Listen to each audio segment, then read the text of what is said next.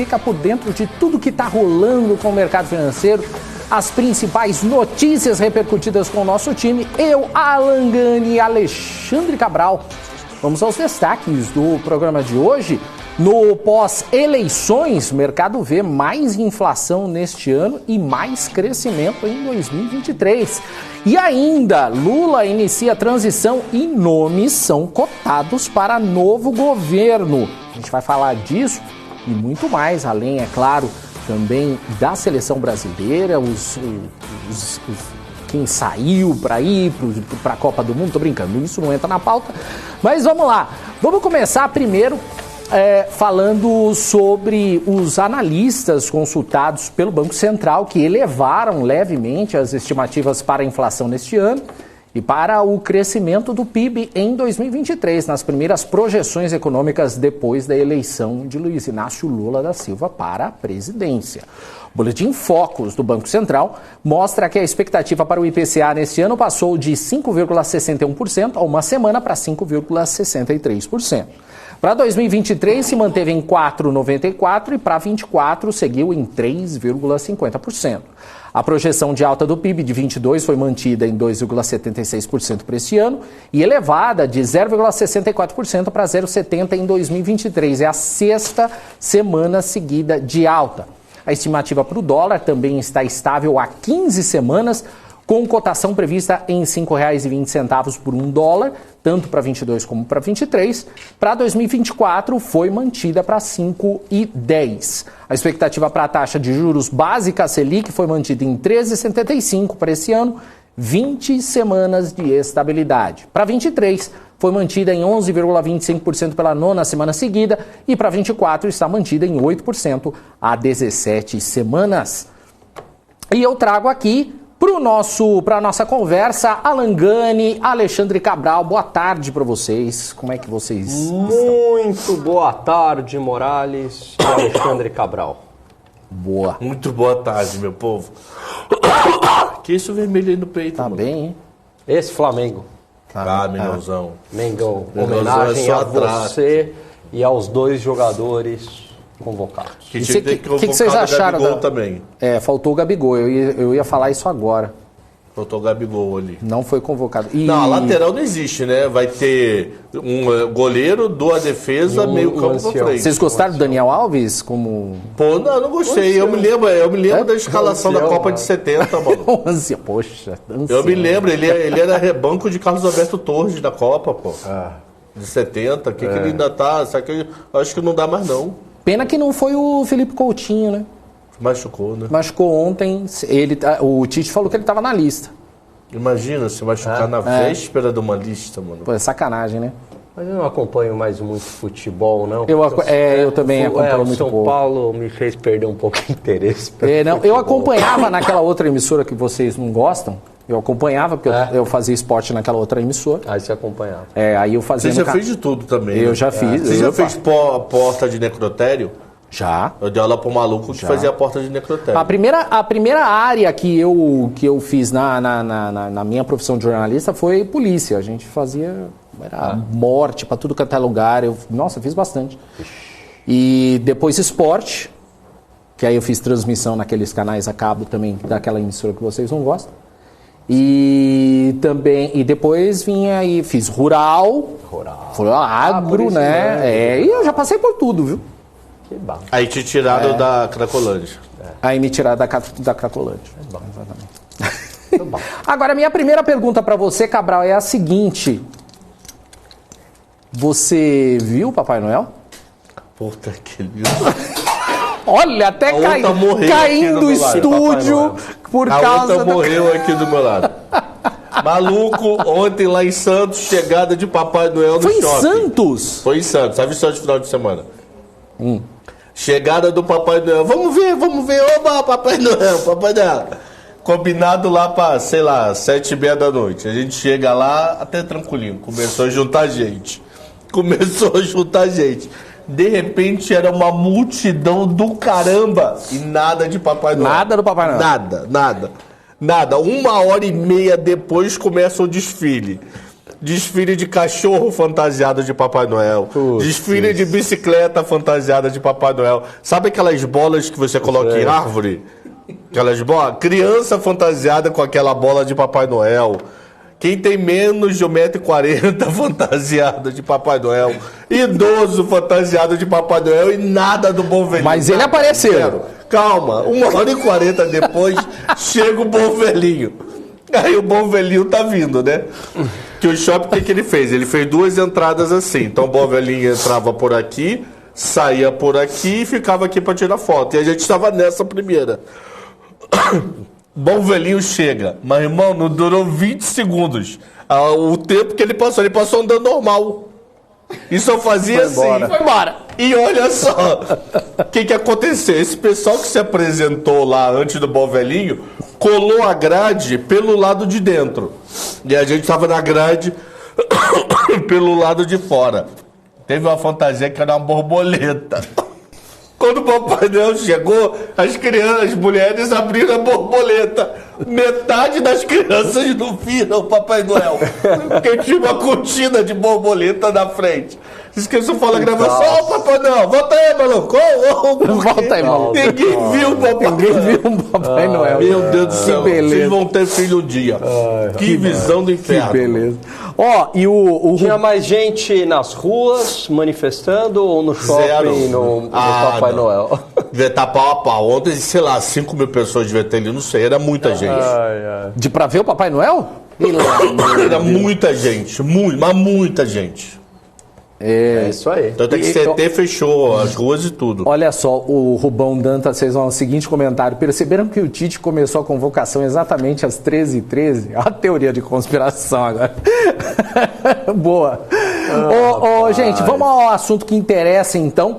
O que vocês viram aí? Primeiro boletim Focus aí, depois da eleição. Ou seja, não tem absolutamente nada a ver, mas é interessante dar essa informação que acrescenta. Então, pois é, mas houve essa revisão do PIB, né, para 2023, mas é mais efeito China, né, porque lembra, semana passada teve uma euforia no mercado com a reabertura da economia chinesa, diminuindo os casos de lockdowns, aquela política super agressiva, né, de fechamento, e aí o governo chinês sinalizou que será mais flexível. E aí China crescendo significa que os outros países acabam se beneficiando, né? Então é isso. Possivelmente esse é o efeito. Boa. E aí, o Cabral?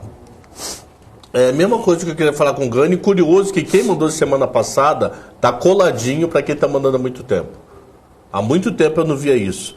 Ó, inflação 4,94 com 4,94, inflação esse ano 5,63 com 5,62, PIB 2,76 com 2,77.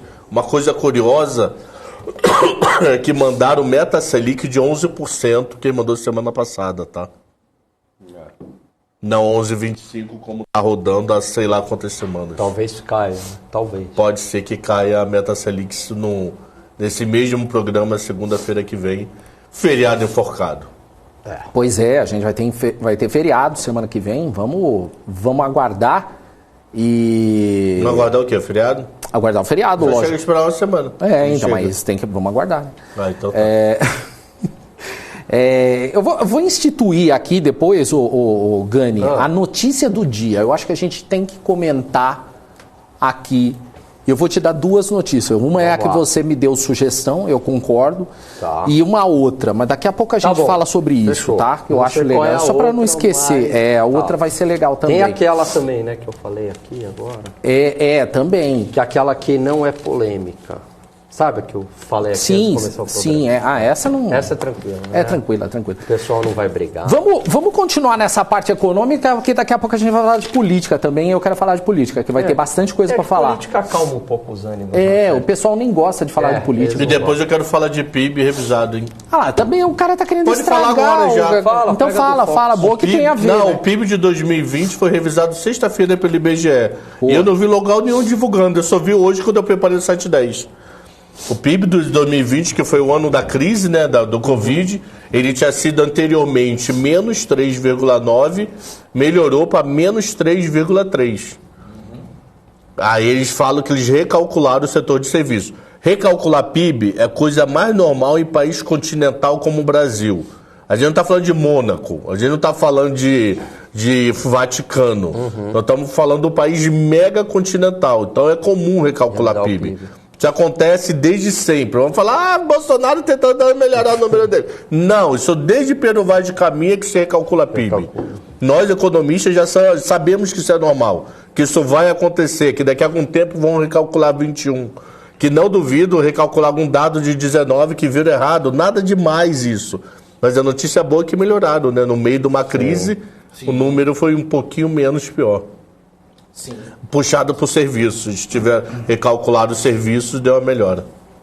E outra coisa que também a gente pode falar é sobre o relatório do Banco Mundial, que mostrou que a taxa do país foi a que mais recuou na América Latina no ano. A extrema pobreza do Brasil caiu para o menor patamar da série histórica, iniciada em 1980. As pessoas que viviam abaixo da linha da pobreza eram 5,4% da população em 2019.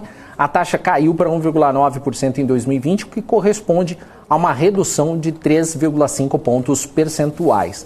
Em quantidade, o número passou de 11,37 milhões para 4,14 milhões de brasileiros no período, ou seja, 7,23 milhões saíram dessa situação. O Banco Mundial considera em extrema pobreza as pessoas que recebem até $2,15 por dia. Em 2020, um número maior de pessoas passou a receber o auxílio emergencial por causa da pandemia de Covid.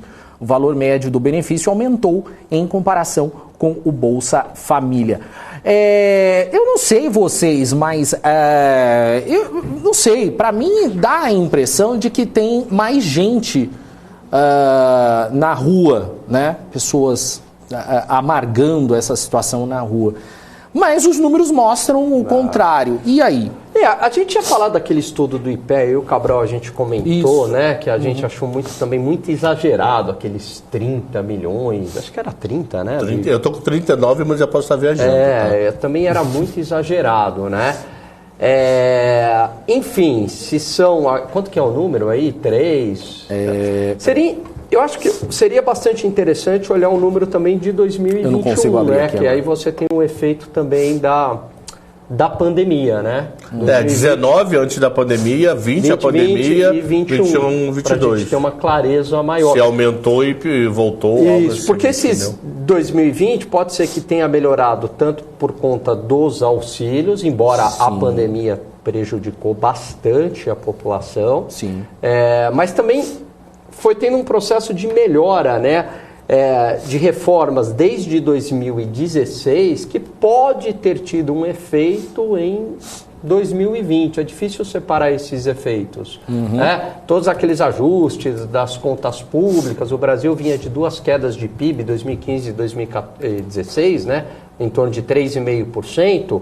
Então, a partir dali que o país vai retomando o crescimento econômico, embora um crescimento muito baixo, em torno de 1%, né? E reduzindo a inflação, pode ser que este efeito, entendeu? Chegou com mais força em 2020. Chegou defasado em 2020, somado aos auxílios. Por isso que seria interessante olhar 2021 também, para ver se essa situação permaneceu. De todo modo, é bastante interessante a gente sempre olhar esses estudos sempre com muito cuidado. Sim. As metodologias mudam, veja, do IPEA e do Banco Mundial, como são diferentes. Por isso que lá, eu e o Cabral, a gente falou, vamos ter cuidado. Por quê? Porque a gente tem que entender melhor a metodologia, o que é extrema pobreza, o que não é, por quê, né? Acho que esse estudo é legal porque mostra exatamente isso. A gente não pode pegar um estudo, seja esse ou do IPEA, e falar, não, isso aqui é a verdade absoluta, entendeu? Não. Estudo científico, estudo acadêmico, há divergências, até por questões metodológicas. Né? Boa. E você, Cabral, o que você acha? Eu queria ver esse número aberto. Eu juro que eu vi o gráfico que está no Poder 360. Mas tá solto para mim. Tá solta a informação. Só mais informações. Né? Poder analisar melhor. A questão da metodologia, ela atrapalha bastante para entender esses cálculos? Ou para chegar num... denominador comum. Você sabe qual é o problema? É o seguinte, ninguém lê a metodologia, né? E é muito importante, entendeu? Porque sai a notícia e aí alguns veículos até colocam resumidamente, é difícil, foi feito isso, tal. Então muita gente pega aquilo como uma verdade sem ver se a metodologia faz tipo, eles pegaram no sentido, PNAD, eles pegaram em secretaria que ajuda pessoas, eles pegaram um desses números. Porque PNAD é amostra, então você está trabalhando com a amostra da amostra. Ou você pegou números reais de secretarias, de cadastro, de auxílio. Então isso já muda pra caramba. Faltou ali dar uma... Eu podia ter dado, mas pode estar naquele pé de página, entendeu? E aí tem que procurar onde é que está o original. Faltou explicar, né? Banco Mundial com certeza botou metodologia, botou tudo. Só faltou ter acesso a esse material. Mas é muito importante isso, não é porque veio de uma gripe, lógico, Banco Mundial, né? Claro. Um estudo... Mas só entender o que ele pensou, né? Entender o que ele pensou, porque não necessariamente veio de uma determinada grife acadêmica, porque o estudo é o oráculo da verdade, entendeu? Sim. Uma vez eu peguei, era capa acho que da Folha, né? Era uma mestranda, se eu não me engano, ela fez assim, a mulher ganha menos do que a conclusão do estudo, ganha menos do que o homem na média por preconceito, né, machismo, né? E aí eu fiquei curioso, né? Eu peguei o estudo dela e fui ver o que ela tinha feito.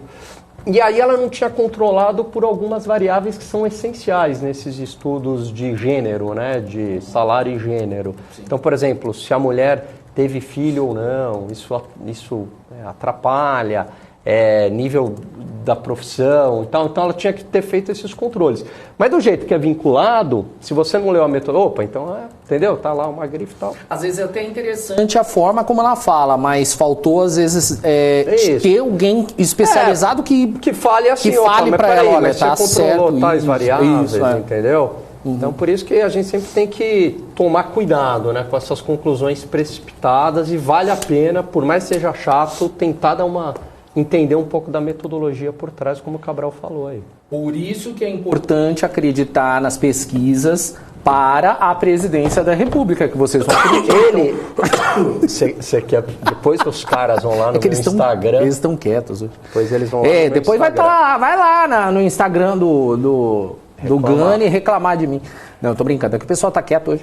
E agora, aproveitando que a gente ainda tá nessa questão de números, porque, olha só, os modelos iPhone 14 Pro e iPhone 14 Pro Max estão com redução ou produção reduzida, né, em algumas fábricas na China por causa de restrições relacionadas à Covid-19. A informação ela foi divulgada pela Apple, indicando que os modelos mais caros podem ter prazos maiores de entrega que vão atrapalhar as compras de final de ano. Porém, a Apple não especificou qual deve ser o tamanho desse atraso em cada país onde os smartphones são comercializados. No Brasil, o prazo de entrega atualmente é de 4 a 5 semanas, de acordo com a loja oficial da marca. A Apple já teria reduzido o ritmo de montagem dos celulares em até 6 milhões de unidades durante o ano de 2022. A gente traz a informação da Apple, mas isso mostra aí que o setor ele pode vir a se preocupar com essa questão, né, da Covid-19, mais uma vez, já que até a própria empresa está fechando aí, ou pelo menos limitando os funcionários nas fábricas na China, em algumas regiões. Acho que é Shenzhou, acho que é isso. Você não sabe falar mandarim, mano? Não, eu faltei nessa aula. Dessa cidade, como falar dessa cidade. Exatamente. É o Covid ferrando final de ano, né? O Covid ferrando estoque de Natal, de Ano Novo e etc. E eu não sei até quando essa situação vai ou se o mundo vai ter que aprender a lidar com isso, porque... Eu não sei se o mundo aprende ou se ele transfere fábrica. Porque...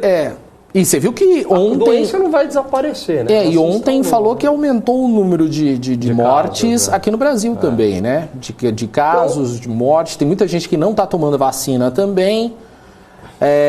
Isso também prejudica. Enfim, mas e aí? Então, aí eu não sei como é que isso vai ficar daqui para frente. Porque assim, a doença é igual gripe, né? Ela veio, ficou, se instalou aqui no mundo e vão ter variantes. E aí, se a China resolver adotar essas medidas, né, de lockdown, vai ter esse tipo de problema. Então, o que o Cabral falou, ou a gente pega a fábrica e manda para fora da China, ou sei lá, né, ou adapta toda a cadeia de produção para isso, que não é fácil.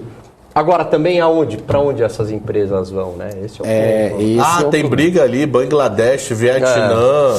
Tem uns doidos ali do lado que estão se dando bem pra caramba com isso. Tem esses países, né? Mas provavelmente alguém que pode estar usando Bangladesh, Vietnã. Olha a etiqueta só. Muito na Índia, né? Também. Com essa nova Índia fábrica também. do mundo. Verdade. Agora, a China, ela uniu para ser essa fábrica do mundo duas condições muito propícias para mão de obra barata, né? Um Estado extremamente forte e repressor, reprimindo qualquer tipo de reivindicação de salários, o que é ruim, evidentemente, para o chinês, mas tornou a mercadoria mais barata no mundo. Então, um Estado muito forte, organizado e repressor, isso possibilitou a mão de obra barata. Além do que, a mão de obra extremamente abundante, um êxodo rural do campo para a cidade. Então, isso permitiu esse ganho de produtividade. Muito se fala na Índia, porque a Índia tem muita gente também, mão de obra barata. Na parte de tecnologia eles são bastante avançados, né? Então você tem uma mão de obra ali qualificada para isso. O ponto é que a Índia, o estado da Índia é diferente do estado chinês. Então essa aposta na Índia, será que a Índia vai ter todas as condições que tinha a China para proporcionar essa mão de obra bastante barata e beneficiar o crescimento da economia mundial? Porque o Estado lá não é igual ao Estado chinês, repressor e tal. De novo, né? Eu acho ruim esse tipo de Estado para o cidadão, mas levou a uma situação de mão de obra, ajudou, né, a ter uma situação de mão de obra barata. E tem esses países aí também, que o Cabral mencionou, Bangladesh, Vietnã, né? Mas são países menores, mas também mão de obra barata, estão crescendo bastante também, né? Fala-se muito na África também, Morales. Fala-se muito na África, mas a África está muito atrasada, né? Então não sei se teria condições, se bem que a China no passado também era muito pobre e conseguiu, né? Mas eu não sei se a África teria essa condição de se tornar, né, os países da África, essa nova China. Aí fica uma dúvida, que quem está comprando a África é a China. Será que ela transferia as fábricas para então, vocês viram ontem, não sei se vocês assistiram ontem, passou uma matéria no Fantástico, falando muito... Não, eu estava vendo o Papai Noel. Não, obrigado. E aí, estava mostrando que alguns países africanos aí estão com uma tecnologia extremamente avançada em vista de outros países. Eles até têm um Pix mais avançado do que o nosso, né? Não é o nome Pix, mas um Pix mais avançado do que o nosso. Que é Namíbia, Nigéria? Eu não lembro agora qual que é, mas deve estar no site do Fantástico. E eu achei super interessante que eles estavam investindo nessa questão. Né? E às vezes até uma saída, porque às vezes o pessoal fala, a África é só lugar de animais, né? Aí vai lá, os caras simplesmente falam, aqui é só animais mesmo. Não, o problema da África é que ainda é uma reunião de metro quadrado de ditador, que é uma coisa de doido. Porque assim, o pessoal acha que, não, é porque não chega dinheiro. Não chega, esse que é o problema. Chega muita ajuda internacional, chega muito dinheiro. Sim. Só que chega na mão desses ditadores e não vai... Os caras estão 20, 30, 40 anos lá. Exatamente, e não vai para a população, não vai para a população, exato. Produtivo, né? Então essa ideia de que a África é pobre porque o mundo deixa a África pobre é meia verdade isso daí. Porque esse é o problema, a corrupção local não deixa o dinheiro chegar. Quênia e Moçambique. Quênia e Moçambique. O ano que eu fui em Angola era ano de eleição. O candidato da oposição fazia campanha de Paris, porque já tinha sofrido vários atentados quando foi em Angola. Você foi dar aula lá? Fui dar aula lá. Quanto tempo você ficou em Angola? 3 semanas de uma vez e um mês na outra. Ficou sozinho lá ou foi com a esposa? Mas você sabe que às vezes às vezes é um preconceito. Eu tenho um amigo com quem eu trabalhei na emissora que vocês não gostam, e ele foi convidado. Quais foram as emissoras? Foram várias. Não, cita aí, só porque quando você falar emissora eu não sei qual. Globo, Rede TV, Gazeta, Band. Band, você é rodado. Eu sou rodado, 20 anos, né? 20 Trabalhou anos. com a Kátia Fonseca? Né? Na mesma emissora. Trabalhamos, eu já fiz matéria para ela também. Olha só. Então, um amigo meu, ele foi convidado para ser repórter dessa emissora que vocês não gostam, para a África do Sul. E ele foi assim, ele falou, não quero ir para a África, não quero ir para a África. Ficou 5 anos, quando saiu da África, quase chorou. Que adorou morar lá, falou que foi um dos melhores lugares. Mas saber que local que ele morou, né? Não, sim, claro, tem tudo isso. Mas, enfim, né? O outro aqui perguntando se eu fui repórter do TV Fama. Nunca. Pelo amor de Deus, isso aí... aí seria estragar o meu currículo. Mas, enfim, vamos... Não dá, né, gente? Aí também é demais. Vamos pro intervalo, porque olha só, daqui a pouquinho depois do intervalo eu queria conversar com vocês sobre essa questão do Lula. Já está adiantando aí, está fazendo aí os trabalhos de transição do governo, mas a parte que eu queria falar para vocês é dos cotados. Não, o da economia tá de sacanagem com meus cornos. Não, mas calma que tem muito nome. E um deles, Alan Gani, acertou, só errou o ministério. Só errou o ministério. Mas tá lá. Então fica aí, que depois do intervalo a gente vai mostrar aí os nomes bacanas. Sim. Bacana. Tem dois brincadeira, mano. Tem o Brasil da transição que estão correndo normalmente, e o Brasil que você entra no Twitter e tá pegando fogo. Não, tem os nomes. Você com o Brasil. Não, pra ele. Eu acredito.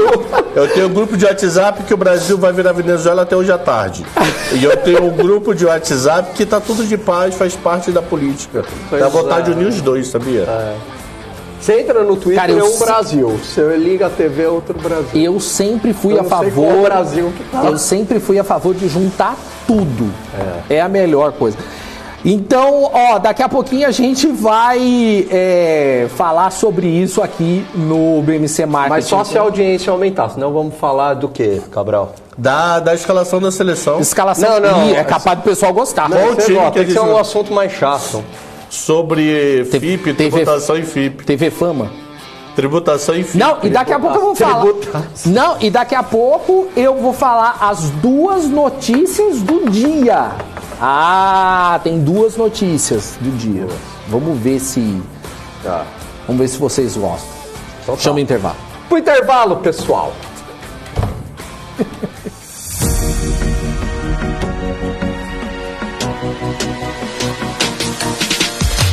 BMC News, informação que gera valor.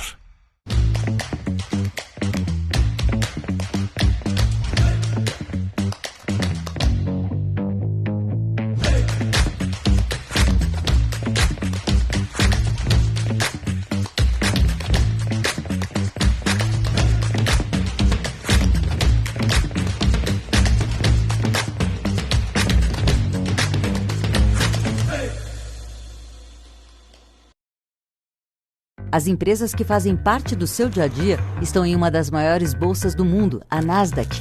E a boa notícia é que você pode investir nessas empresas diretamente pela Avenue, sua corretora nos Estados Unidos. Com os dados das ações dos Estados Unidos fornecidos pela Nasdaq em tempo real, o cliente Avenue pode acessar diretamente as maiores bolsas do mercado americano.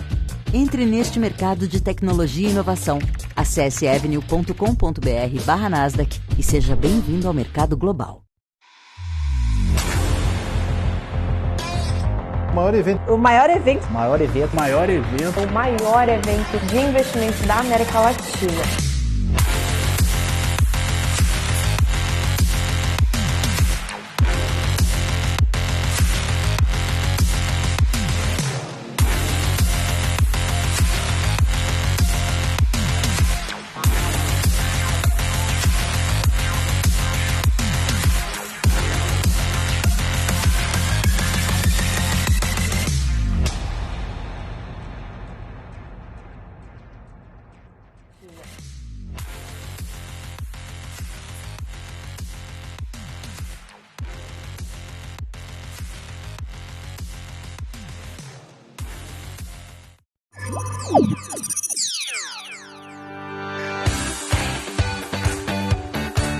Aqui, você pode negociar índices como o DAX, Nasdaq e S&P 500 e commodities como soja, cobre, petróleo e café. Além de ações e ADRs das maiores empresas do mundo, como a BMW, Google, Apple, Netflix e Disney.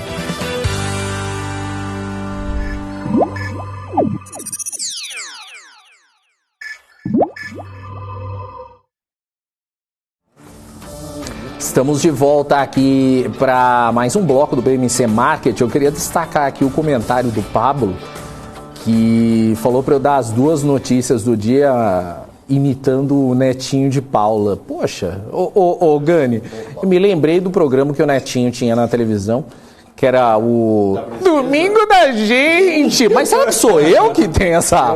Mas será que ele falou, eu fiquei na dúvida. Aí será que você tá falando, falou, mas é igual o Netinho de Paula. Eu não sei se é igual, não. O pessoal fala isso, se parece o Netinho de Paula, vocês me falam. Mas vamos aí, vamos ao assunto que nos interessa, porque olha só, o presidente eleito Luiz Inácio Lula da Silva... Ele podia dar nota, né? Do que? Dos nomes. De 1 a 10. Ou eu tiro o chapéu, né? Não, mas eu vou falar os nomes para vocês. Calma lá. O presidente eleito, vou tentar mais uma vez, Luiz Inácio Lula da Silva, inicia então nesta semana os trabalhos da transição de governo, com os desafios de construir uma ampla base no Congresso, garantir espaço no orçamento. Se puder colocar nessa câmera aqui, eu agradeço, para viabilizar os programas prometidos na campanha, definir os nomes do novo ministério e estreitar laços. Esses objetivos são elencados por aliados do petista, que encerrou folga tirada após a eleição, como algumas das primeiras missões que terá antes de assumir o cargo. A expectativa é de que Lula e seu vice, Geraldo Alckmin, que faz aniversário hoje, parabéns, Alckmin, desembarquem na capital federal a partir de amanhã. Os detalhes da agenda vão ser definidos ainda hoje. A ideia é que o petista faça visitas aos presidentes do TSE, Alexandre de Moraes, e do STF, Rosa Weber. Também deve se encontrar com Rodrigo Pacheco, presidente do Senado, e Arthur Lira, presidente da Câmara, embora tenha designado Alckmin como coordenador da equipe, com o auxílio da presidente do PT, Gleisi Hoffmann, e do ex-ministro Aloysio Mercadante. O petista dará a palavra final em algumas etapas do processo. Queria trazer aqui vocês dois novamente, porque eu queria comentar com vocês a respeito dos nomes que estão sendo cotados para assumirem ministérios do governo Lula. E eu queria começar por ordem alfabética. Vamos lá. Tá? Então, alguns não têm algum ministério, mas estão sendo cotados para entrar. Aonde vão ficar, aí eu já não sei. Vai ter que, agora é a hora que chegou o boleto, né? Exato. Por quê? Porque eles vão ter que agradar a base do PT, depois o PV, Isso. o PSB, alas do PP, do MDB, chegou o boleto. Tanto é que vai de 23 ministérios para 32. Mas eu vou falar para vocês o seguinte, tem um nome aqui, eu tô lendo um nome aqui que eu só passei aqui e eu achei esse nome bom. Achei esse cara é bom. Já entrevistei ele várias vezes, eu achei ele bom. Não, vamos começar primeiro pela letra A. Vamos começar pela letra A. Alexandre Padilha, deputado federal pelo PT, foi ministro das Relações de Lula e da Saúde da ex-presidente Dilma Rousseff. E no pleito desse ano foi um dos coordenadores da campanha do presidente eleito. Nota 1, porque ele tem o nome igual ao meu, senão é 0. Não, Padilha tá de brincadeira, mano. Pô, por quê, Cabral? O que você tem contra o Padilha? Dá um gugado aí quem foi Alexandre Padilha. Não, eu sei, ele foi até um dos... ele também chegou a ser... Eu não sei se ele foi para governador ou prefeito de São Paulo, né? Tentou. Eu não me lembro agora, acho que foi para prefeito, né? Acho que foi para prefeito de São Paulo. Como tem um nome... Mas não deu certo. Porque hoje esse nome Alexandre é meio complicado. Tem um do meu lado que eu gosto muito, mas tem outros mais complicados. Tem uns que são complicados aí também, mas tem outros... Então, eu vou... Fala. Não, pode falar. Não, eu também vou aí, vai, pronto. Nota 1, igual o Cabral. Nota 1. O Alexandre Padilha, ele filiado ao PT desde 1988, é tido como a ala mais pragmática dentro do partido, aquele que apagou alguns incêndios durante a campanha do Lula, né? Quando o Lula disse que ia revogar a reforma trabalhista, ele falou para os empresários, não é bem assim. Foi ministro da Saúde durante o governo Dilma, de 2011 a 2014, né? Responsável pelo aquele programa chamado Mais Médicos, que os cubanos vinham em condições muito precárias trabalhar no Brasil e tinham que dar boa parte do seu salário voltar lá para Cuba, né? Eram bons médicos.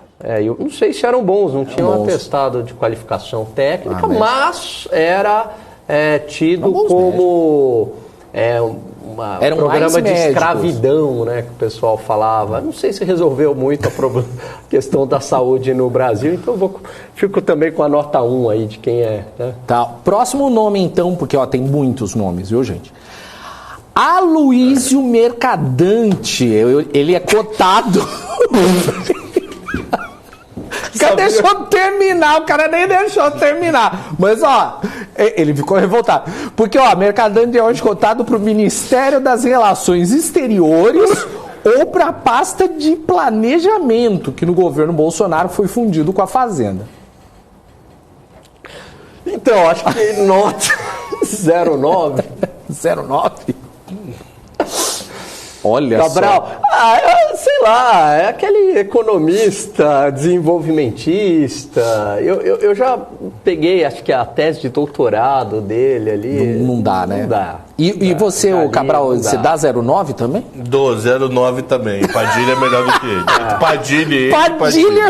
Não dá. As ideias na economia... Não dá, né? Não dá. Vamos pro próximo nome, se vocês quiserem acrescentar, vocês falam, viu?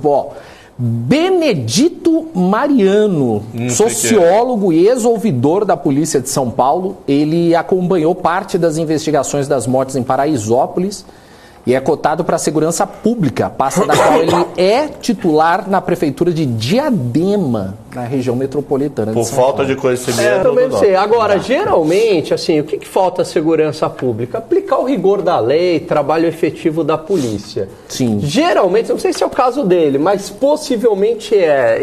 O sociólogo vem com aquele papo assim, não, temos que entender as causas mais profundas da violência no Brasil, porque é muito complexo. A gente está há 30 anos com esse discurso das causas mais profundas e não se resolve absolutamente nada. O grande problema da violência, o que eu vejo, um dos maiores problemas é que o bandido ele tem a certeza da impunidade. Então a relação risco-retorno para o bandido compensa muito em todas as esferas, não só o pobre lá na favela, como também o bandido de colarinho branco. Só deixar claro pro pessoal, às vezes o pessoal tá falando aqui, vocês estão muito contra aí o Lula e tal. Eu tô também. Não, a questão nem é ser contra. A questão Benedito não tem opinião. Não, ele foi eleito.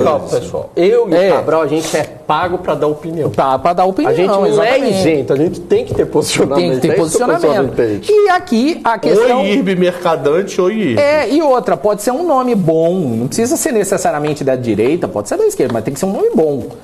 Às vezes não é só para acomodar os amiguinhos, não que isso não teve no governo Bolsonaro também, mas vamos lá. 2 nomes cotados aí para o Ministério da Cultura. 2 nomes. Vai. Primeiro deles começa com a letra C. C? Casimiro, que foi convocado para a seleção. Não, Chico César. Nossa. E o outro nome cotado para ministro da Cultura começa com D. Daniel Alves. Daniela Mercury. Nossa.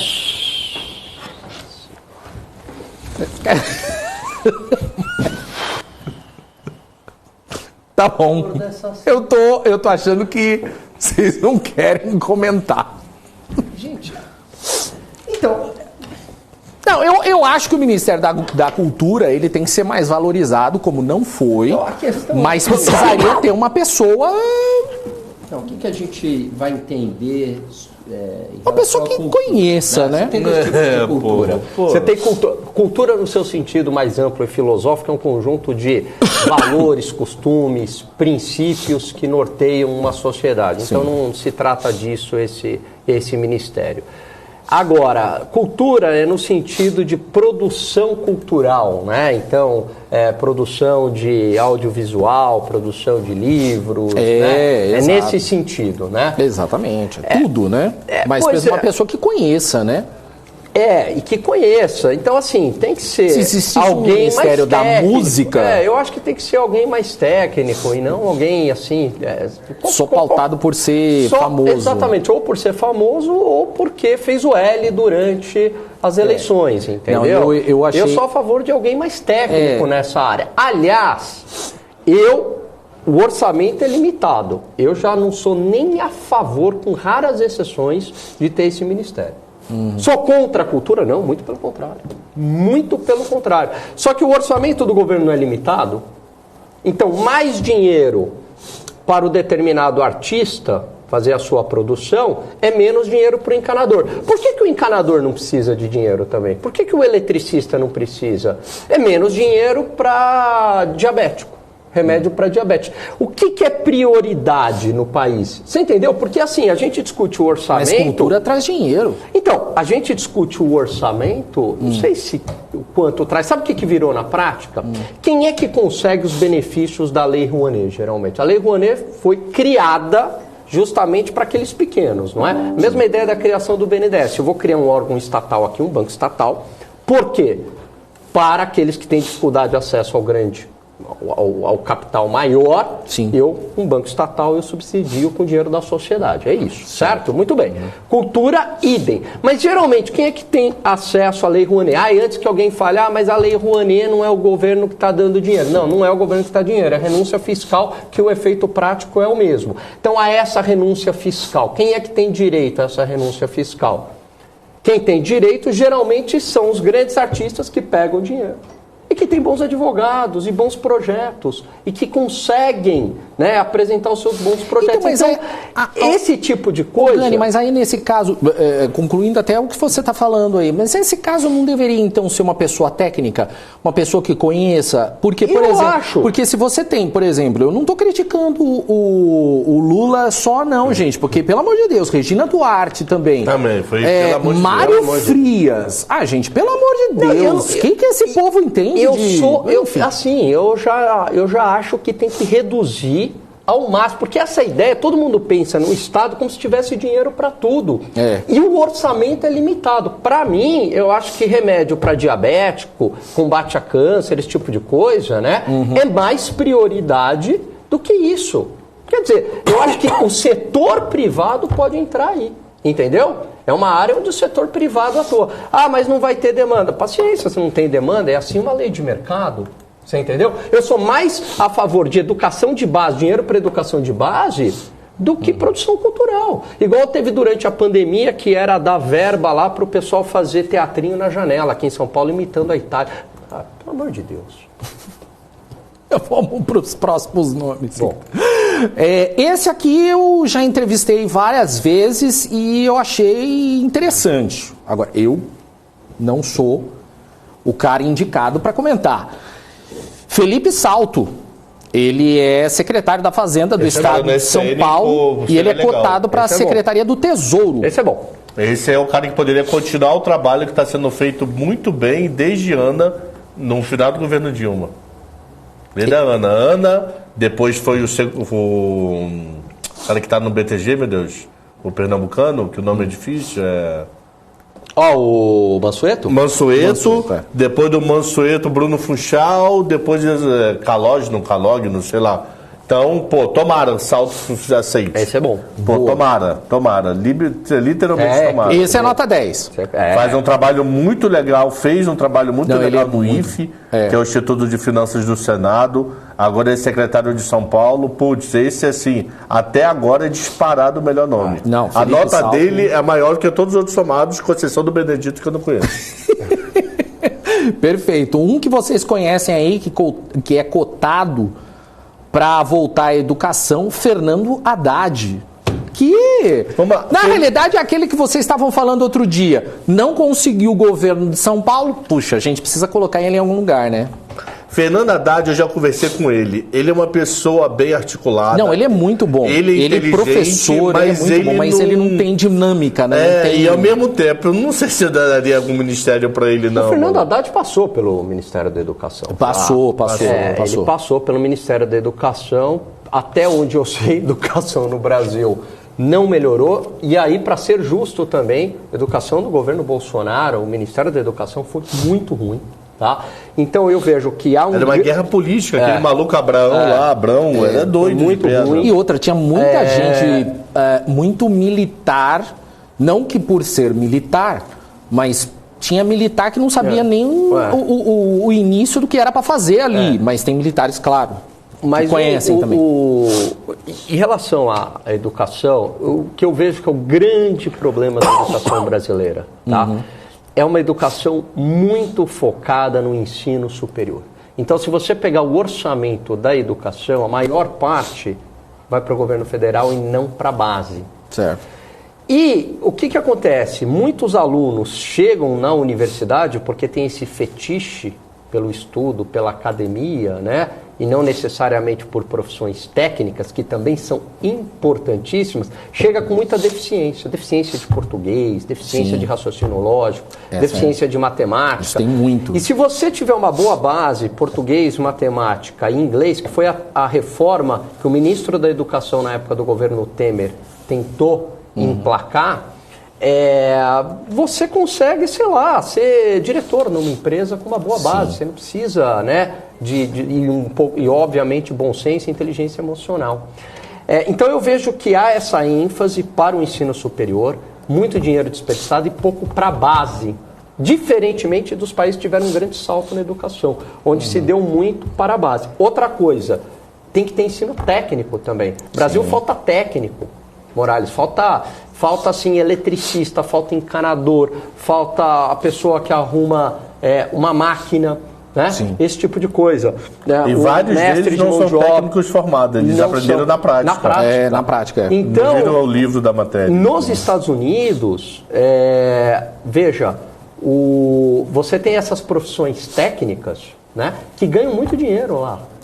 Porque são muito valorizadas e não são acadêmicas. Aqui tem esse fetichismo, né, com a profissão acadêmica. Aí é um desperdício de recurso para a sociedade, você entendeu? E dá para ganhar muito bem, dependendo de como você se... Agora, por que isso ocorre, né? Porque você investir na educação de base não dá voto.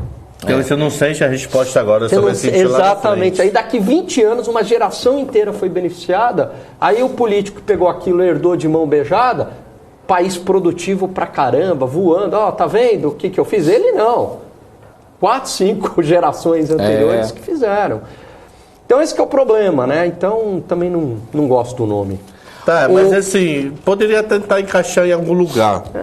Mas não esquece Padilha, esquece Mercadante, Haddad eu penso. Não sei aonde, mas eu pensaria. E ele prefere comandar a Fazenda, hein? Não, ele falou que ele prefere comandar a Fazenda. Todo mundo quer a Fazenda, né? Por quê, né? Por que será, né? Mas, o glamour, por tudo, por dinheiro, por almoço. Gente, olha, tem um monte de nomes aqui ainda, então eu vou pedir para vocês comentarem mais rápido, senão não vai dar tempo, tá? Para o Ministério da Segurança Pública e da Justiça, o mais cotado é Flávio Dino, governador do Maranhão e senador eleito. Eu não conheço. Não dá. Sem condições. Sem condições. Eu sei que existe, mas não dá nem de saber que existe. Sem condições. Para a pasta de planejamento é cotada a presidente do PT, Gleisi Hoffmann. Ah, não, para. Não, agora eu não volto mais não. Aí foi difícil, hein? Esse aqui tudo bem, mas apesar de que eu acho que ele não vai, que é Henrique Meirelles para assumir a Fazenda. Você acha que ele não vai? Ele é cotado. Pô, tá uma bota ali. Por que não confirma? Ele toda hora ele diz que não foi convidado. Por que ele não aceitaria? Não, a questão é que tá falando, eu não vou. Toda hora ele tá dizendo que não vai, hoje ele de novo disse que não ia. Exatamente, por isso eu tô falando. Tá falando demais, é porque não quer.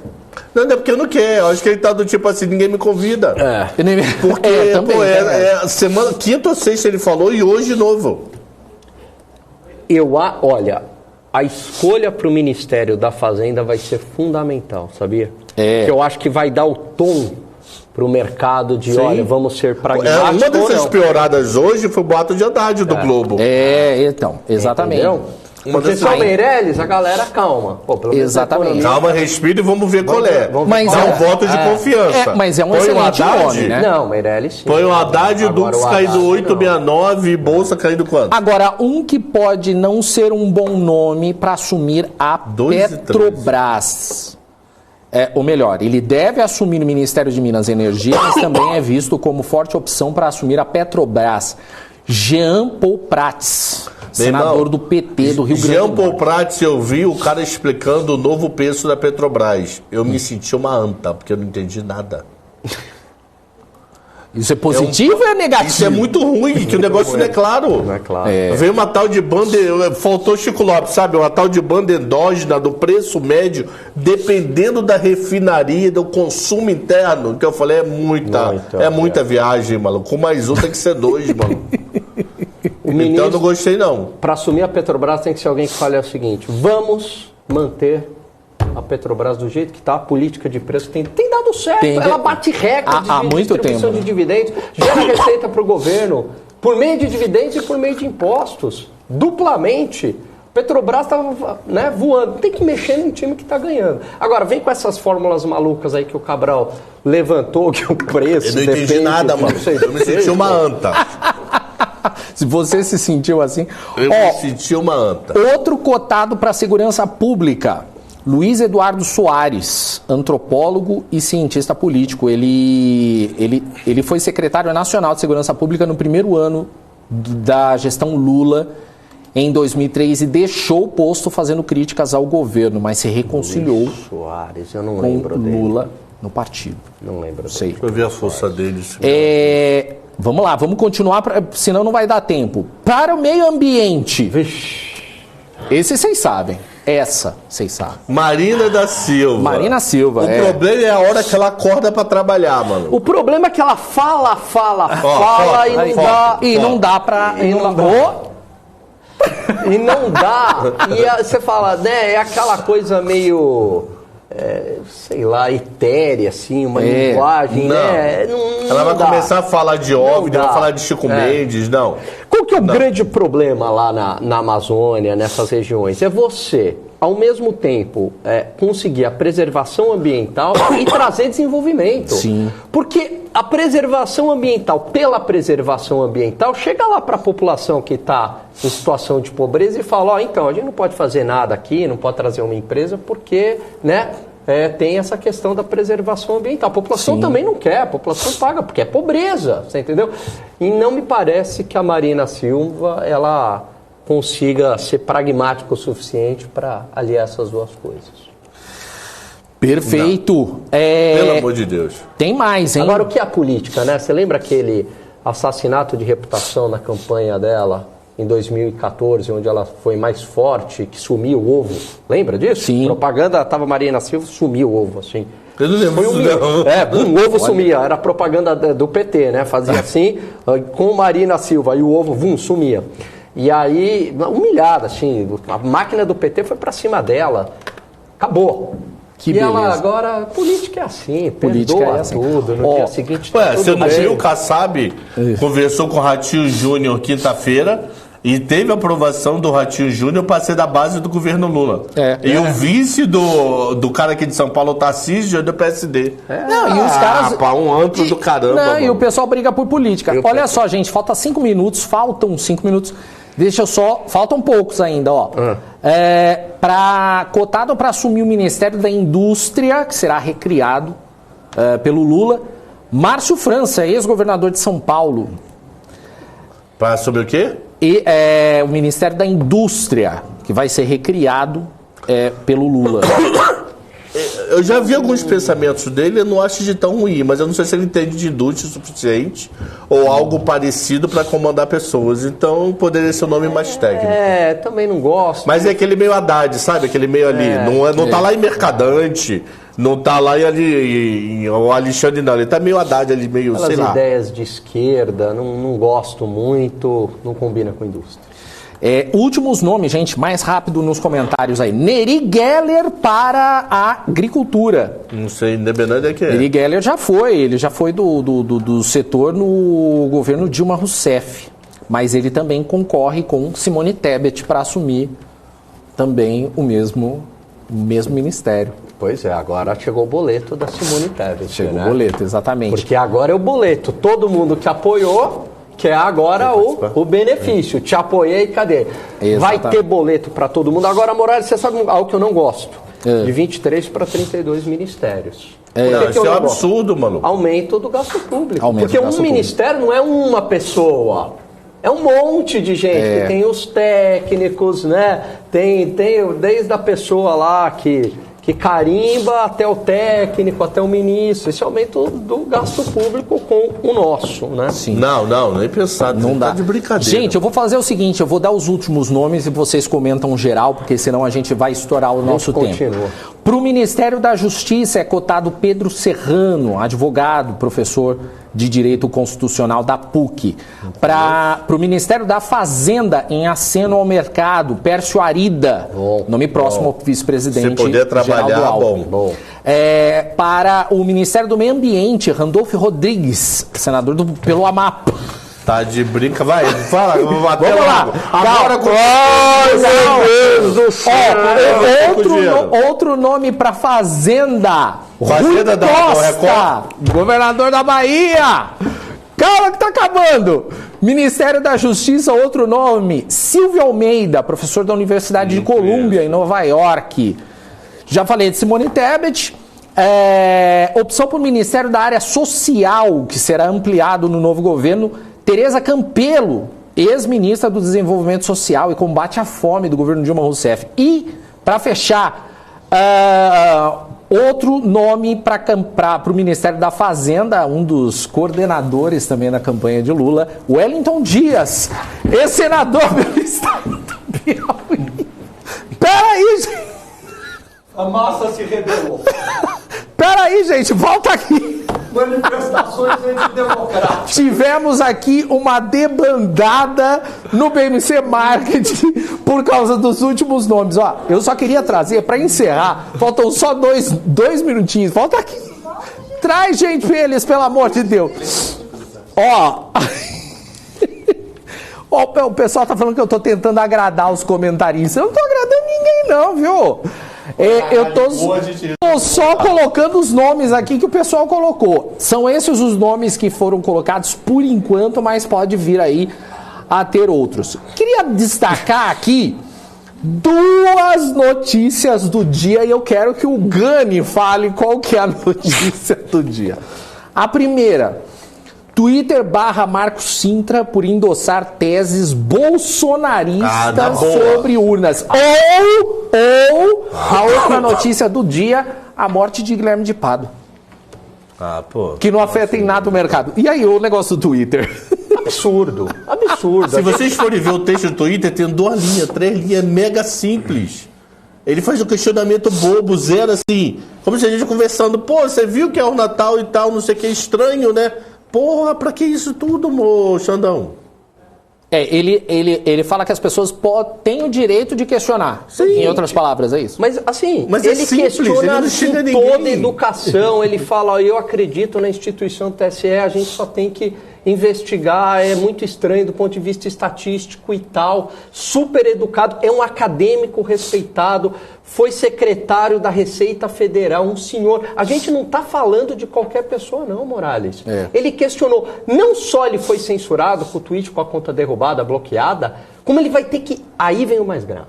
Já era muito grave, né, a censura. Mas ele foi chamado para depor na Polícia Federal. Se vocês compactuam com este tipo de coisa, vai fundo. Só que eu falo o seguinte, hoje é o Sintra.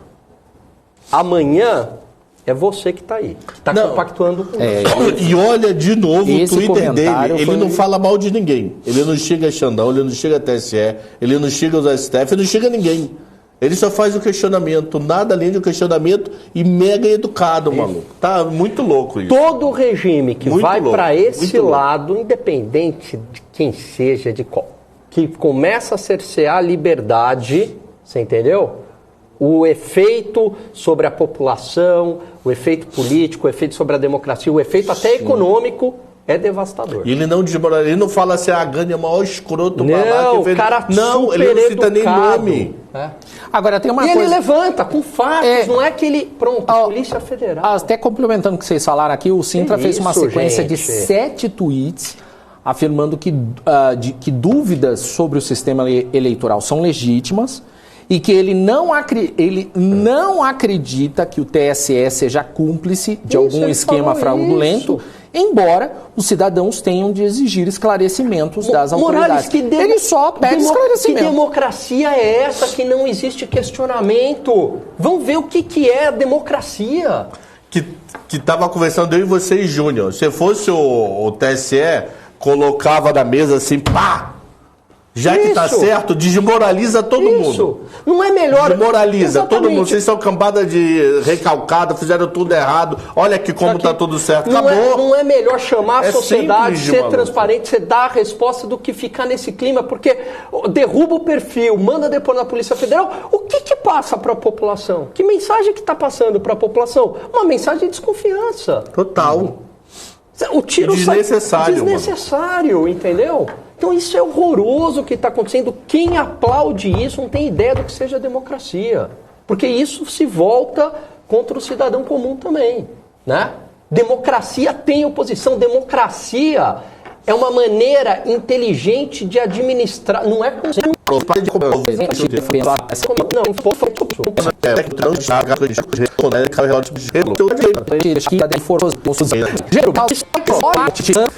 No nosso lá no programa digital.